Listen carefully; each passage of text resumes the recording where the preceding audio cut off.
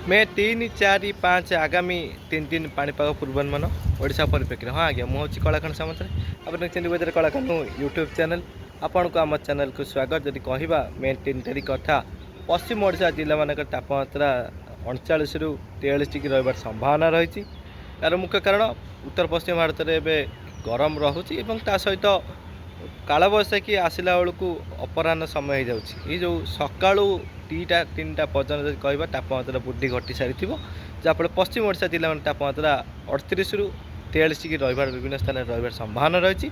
झारसुगुड़ा, तालचेर, अनुगुल, सुंदरगढ़, संबलपुर एवं बलांगीर, टिटलागढ़ ये सब जदि कह तापमात्रा पाखापाखि 38 रु 43 डिग्री रही संभावना रही।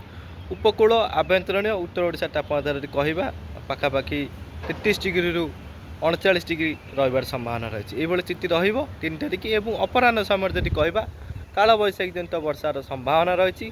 जेहेतु निम्नचाप रेखा घूर्णिबल एवं पूर्वाली वायु आर्द्रतापूर्ण वायु बादल खंड सृष्टि करने सहायक होची। अपराह कालबैशाखी जनित वर्षा झड़ वर्षा एवं कुआपतर वर्षा विभिन्न स्थान में देखा मिल उत्तर ओडिशा आरंभ कर दक्षिण ओडिशा पर्यंत और पश्चिम ओडिशा आरंभ कर उपकूल ओडिशा पर्यंत वर्षार तांडव देखा मिल। सतर्क रुहतु बिजुली घड़घड़ी व्यापक मारिबार संभावना रही। 4 तारिख जदि कथा कह राज्य में सेम कंडीशन पश्चिम ओडिशा जिला मानक तापमात्रा से 38 रु 43 डिग्री रही संभावना रही एवं झांझी पवन बोहबार संभावना रही। उत्तर ओडिशा आभ्यंतरण ओडिशा तापमात्रा 1 रु 2 डिग्री वृद्धि घटार संभावना रही दिन 2टा पर्यंत।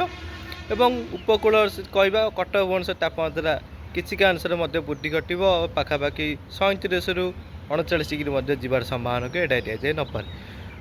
दक्षिण ओडिशा तापमात्रा कह 36 रु 39 डिग्री रही संभावना रही। अपराह समय जदि कह कालबैशाखी जनित वर्षा कुआपथर जनित वर्षा ओडिशार विभिन्न स्थान में देखा मिल।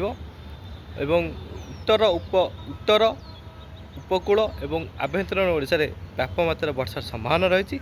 गंजाम गजपति रायगड़ा ये अंचल प्रबल वर्षार संभावना रही।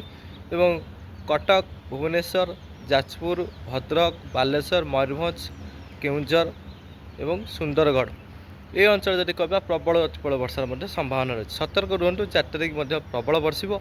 5 तारिख जदि कथा कह राज्य में वर्षार प्रभाव फल दिन तापमात्रा किसी अंश ह्रास घटी पारे उपकूल और उत्तर ओडिशा रे किंतु पश्चिम ओडिशा तापमात्रा पाखापाखि 37 रु 41 डिग्री रही संभावना रही।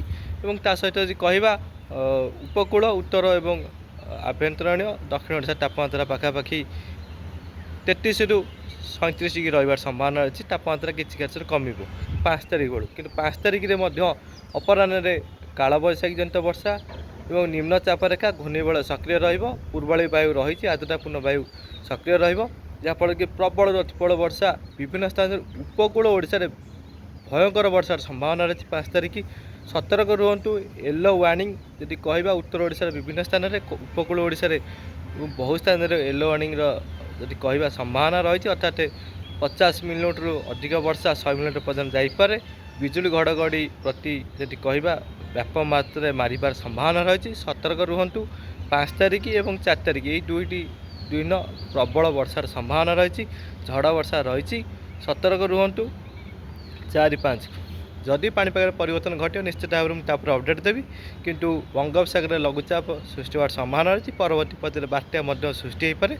लंग मीडिया रही अपडेट आपड़ देखिपारे।